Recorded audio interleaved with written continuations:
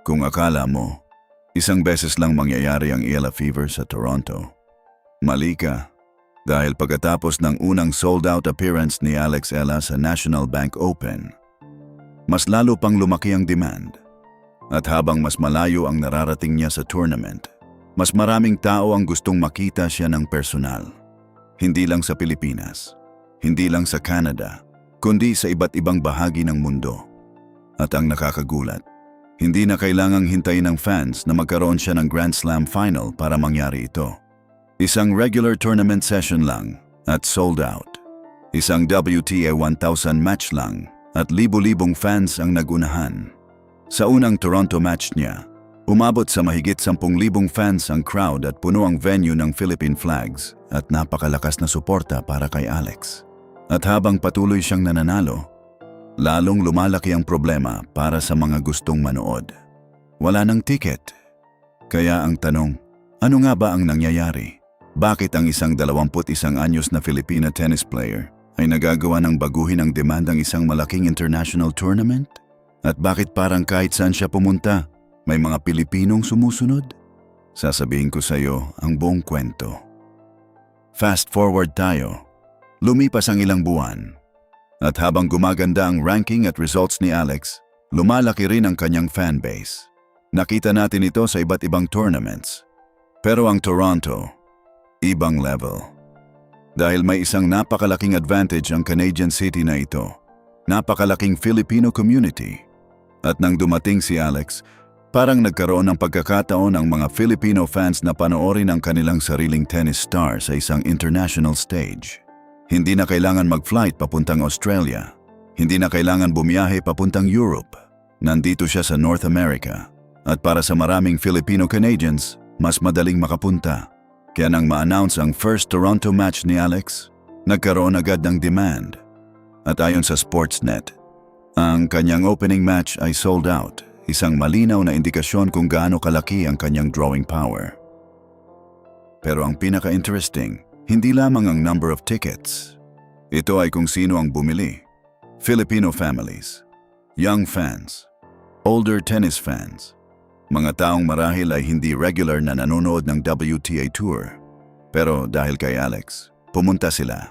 May Philippine flags, may Alex Eala shirts, may mga fans na sumisigaw ng pangalan niya.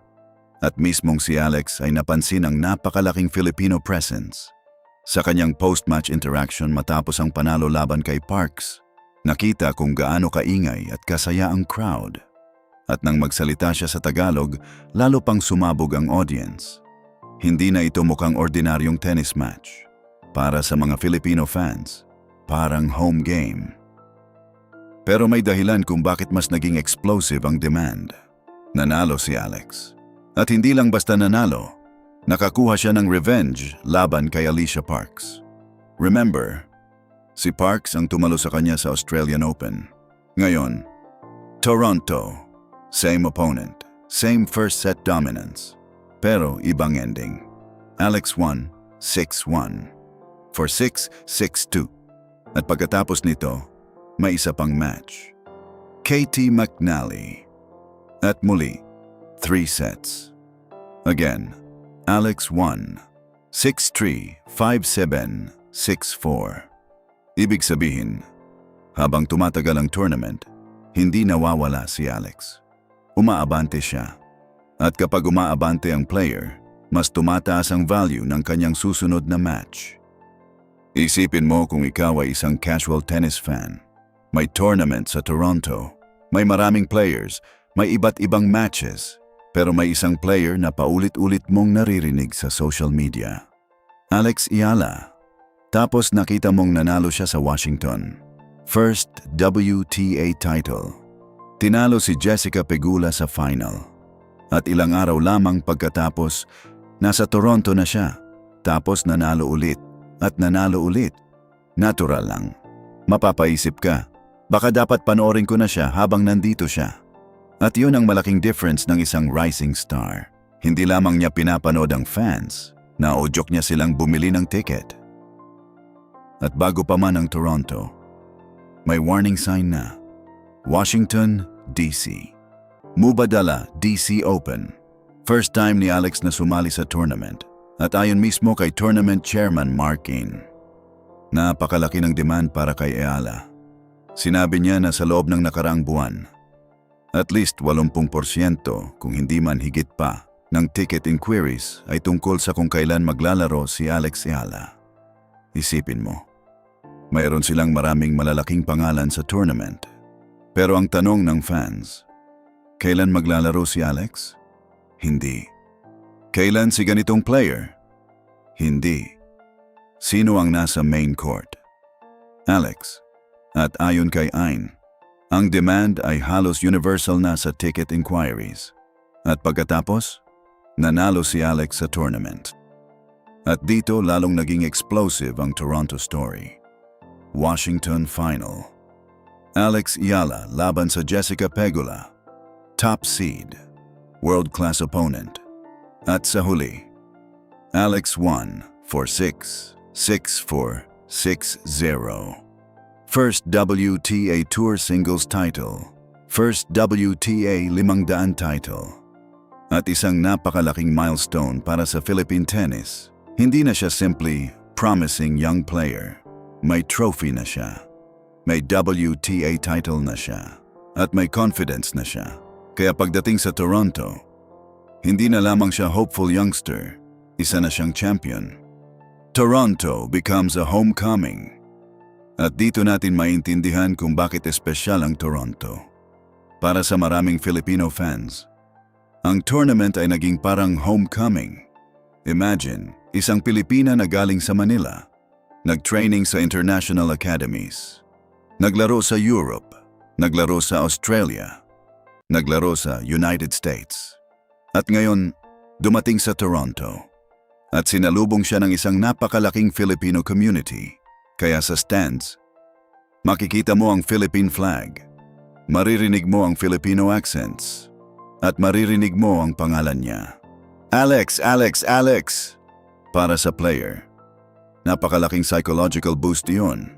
Pero para sa tournament, may isa pang effect, ticket demand. At ito ang tinatawag ng marami ngayon na the Eala effect. Hindi lamang ito tungkol sa number of Filipinos na nanonood. Ito ay tungkol sa kung paano niya dinadala ang bagong audience sa tennis. May mga taong maaring hindi dati interesado sa WTA. Pero dahil kay Alex, nanonood sila. May mga taong hindi regular na bumibili ng tennis tickets. Pero dahil kay Alex, bumibili sila.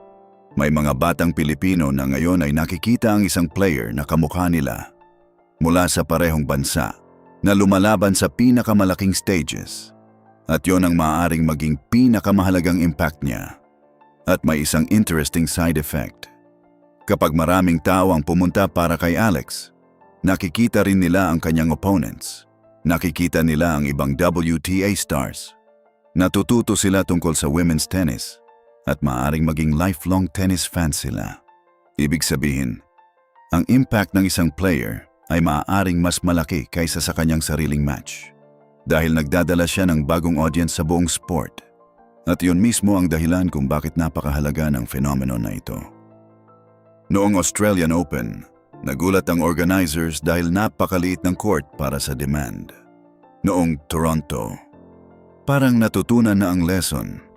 Sa halip na maliit na outer court, ang kanyang matches ay napunta sa mas malaking setting at sa kanyang opening match laban kay Parks, napuno ito. Mahigit 10,000 fans ang dumalo, Philippine flags everywhere, at kahit nasa Canada, parang may maliit na Pilipinas sa loob ng stadium, pero dapat din nating pag-usapan ng fans dahil hindi perfect ang lahat. Sa Australian Open, may ilang fans na napagsabihan dahil sa ingay habang naglalaro. At sa Toronto, may discussion din online tungkol sa tennis etiquette ng ilang supporters. Pero kahit ganoon, hindi maikakaila ang passion. At iyon ang bagay na mahirap bilhin. Hindi mo pwedeng i-market overnight ang ganitong klaseng emotional connection. Hindi mo pwedeng utusan ang isang crowd na mahalin ang player. Kailangan nilang maramdaman na bahagi sila ng story. At iyon ang nangyayari kay Alex. At dito nagiging mas malaki ang pangalan ni Alex. Hindi na lamang siya isang tennis player, nagiging symbol siya. para sa maraming Filipino fans. Siya ang proof na pwedeng makarating ang isang Pilipino sa pinakamataas na level ng international tennis. At para sa younger generation, pwede siyang maging inspiration.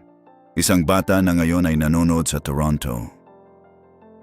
Maaring isang araw ay humawak din ng racket. Maaring magsimulang mag-training. Maaring mangarap maging professional. At iyon ang tunay na legacy ng isang athlete. Hindi lamang trophies, hindi lamang rankings, kundi kung ilang tao ang na-inspire niya. Habang sumusulong si Alex sa tournament, mas mahirap ang susunod niyang matches. Pero habang tumataas ang level ng opponents, tumataas din ang interest. At habang tumataas ang interest, mas maraming fans ang gustong makita siya. Kaya nagkakaroon tayo ng cycle. Panalo ni Alex. Mas maraming fans. Mas maraming fans. Mas mataas ang ticket demand. Mas mataas ang attention. Mas maraming media coverage. At mas maraming taong nakakaalam sa pangalan niya. Then, panalo ulit. At uulit na naman. Kaya kapag sinabi nating sold out, hindi na natin dapat tingnan ito bilang simpleng ticketing story. Dahil ang tunay na story ay demand. Demand para sa isang 21-year-old Filipina. Demand mula sa Filipino community. Demand mula sa casual sports fans.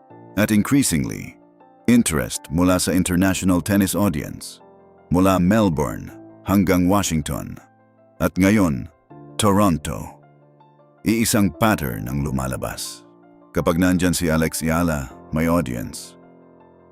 Ikaw, nakapanood ka na ba ng personal ng match ni Alex Eala? Kung ikaw ay nasa Toronto, nakapila ka ba para makakuha ng ticket? At bilang Pilipino, ano ang naramdaman mo nang makita ang isang buong stadium na puno ng Philippine flags para sa isang Filipina tennis player? I-comment mo sa baba. At kung gusto mong subaybayan ang bawat bagong milestone ni Alex Eala, mag-subscribe, i-like ang video, at i-share ito sa kapwa nating Pinoy tennis fans. Dahil ang Eala effect, parang nagsisimula pa lang.